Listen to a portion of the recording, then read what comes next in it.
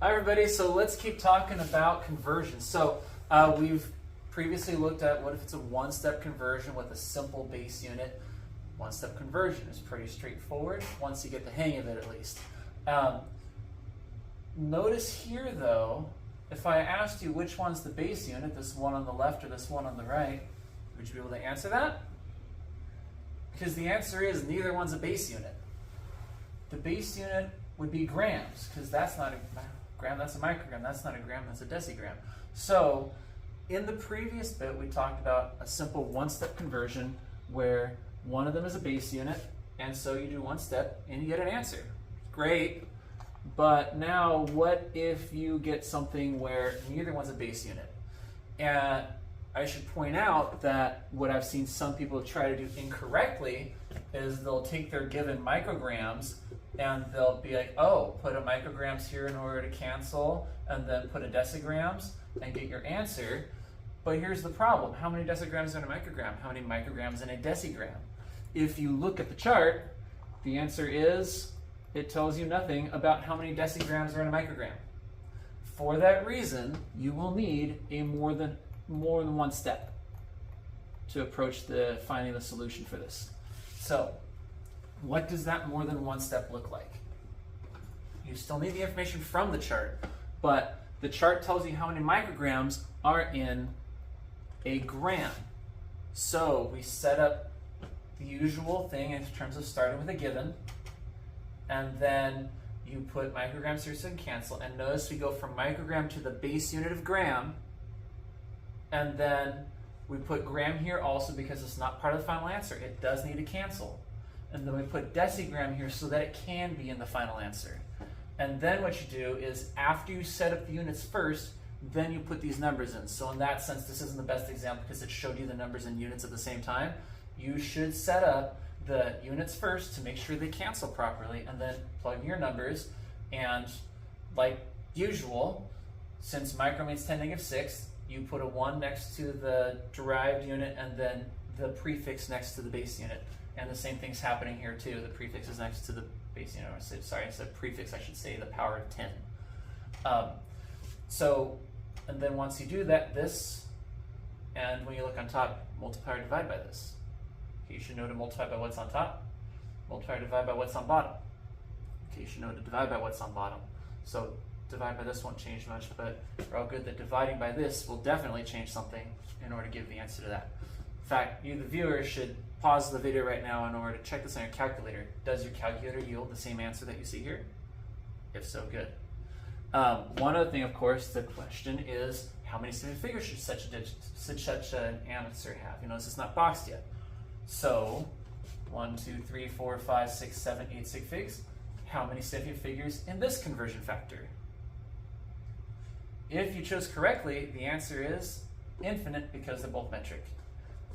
How many here? If you chose correctly, you should say infinite because they're both metric. Which is why if you have, see what was this, 8, infinite and infinite, you round to 8, which means, oh, that one's good, and you box it. Side note, do you have to write out the word decigram or can you just abbreviate? Either's fine, either gets full credit on the exam.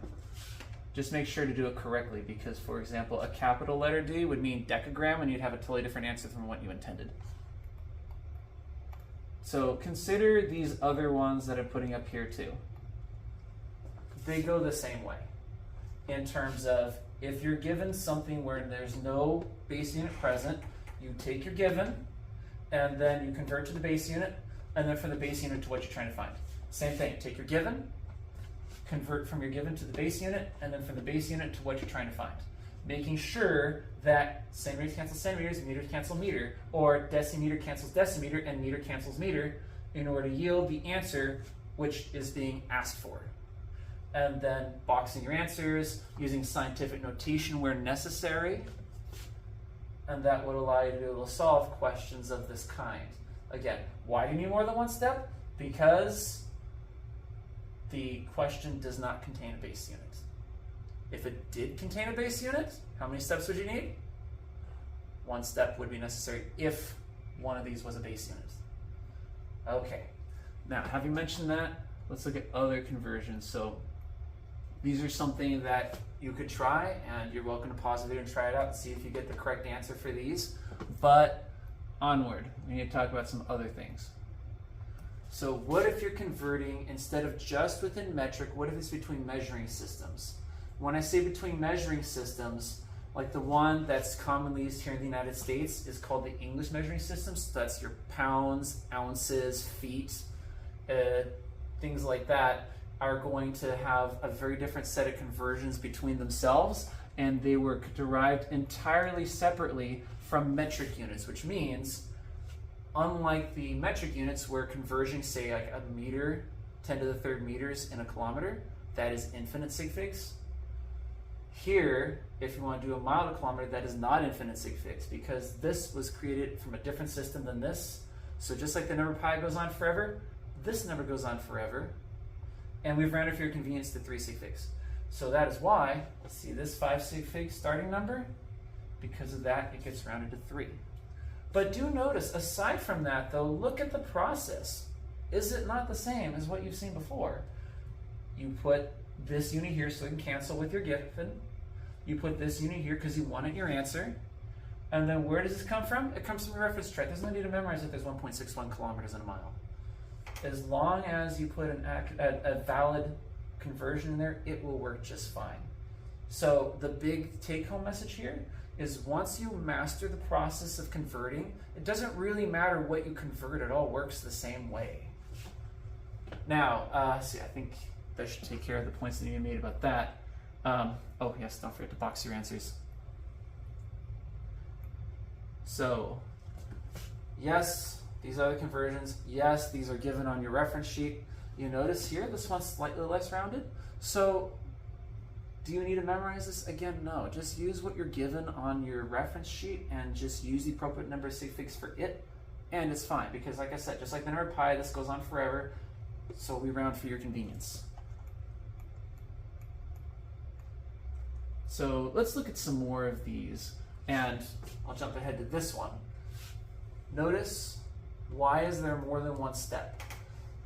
Did I not just say it works the same way as the previous thing, and like that maybe that's a base unit, so why is this a more than one step conversion? And the answer is because you have to look at what's available on your chart. The chart does not tell you how many feet are in a kilometer. Therefore, more than one step is necessary. If you did have a reference sheet that told you how many feet in a kilometer, sure, you could do it as one step. But there's multiple steps here because it doesn't tell you how many feet are in a kilometer. Your reference chart does tell you how many feet are in a mile, and that's the purpose of this step right here. It does tell you how many miles are in a kilometer, and that's the purpose of this step right here.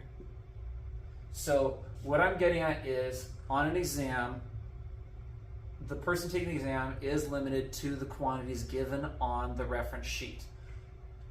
So rather than attempting to memorize how many feet are in a kilometer or any other weird combination that could potentially come up on a test, just be able to use the quantities given on the reference sheet and it'll be fine.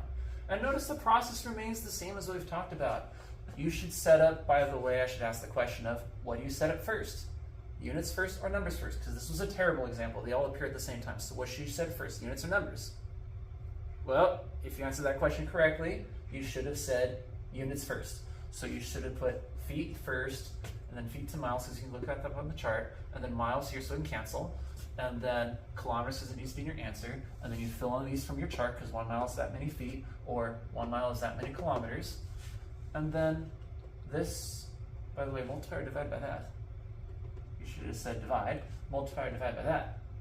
You should have said multiply. Try your calculator, make sure it comes out to the same number. If so, then you have successfully gotten what you need to get. And as a side note, why do you start with 4 sig figs and end with 3? This one, because of this one on the left, this one in the middle, or this one on the right. If you answer correctly, it's because of this number on the right. So all the rest of these are going to go through the same process. You don't know how many milligrams in a pound, but you convert pounds to kilograms, kilograms to grams, grams to milligrams. Put your units first, plug in the correct numbers, and you'll have your answer. Same for all the rest of these. In fact, I invite the viewer to pause the video, try these out, and double check that your calculator spits out to you the correct answer, because that will tell you that you are doing this correctly.